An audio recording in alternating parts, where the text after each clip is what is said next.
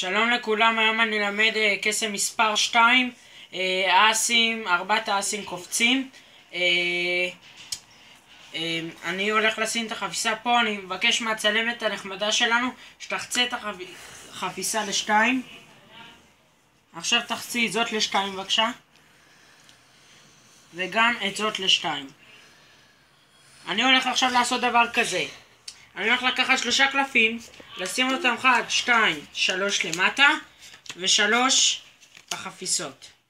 עכשיו אני עושה אותו דבר עם החפיסה השנייה. 1, 2, 3.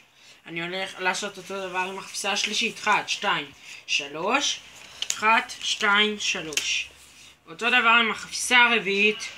1, 2, 3. 1, 2, 3. עכשיו אני רוצה להפוך את הקלף הזה. זה אס יהלום. אני רוצה עכשיו להפוך את הקלף הזה.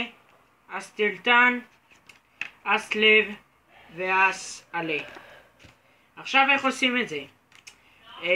עושים ממש פעולה פשוטה, צריך הכנה מוקדמת לקסם.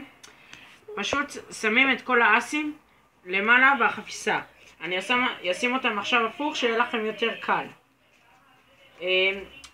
פשוט אני מבקש להתמודד לחצות את החפיסה בדל. תחצי את החפיסה. עכשיו כאילו היא לא יודעת על האסים שכולם למעלה. תחצי גם את זאתי.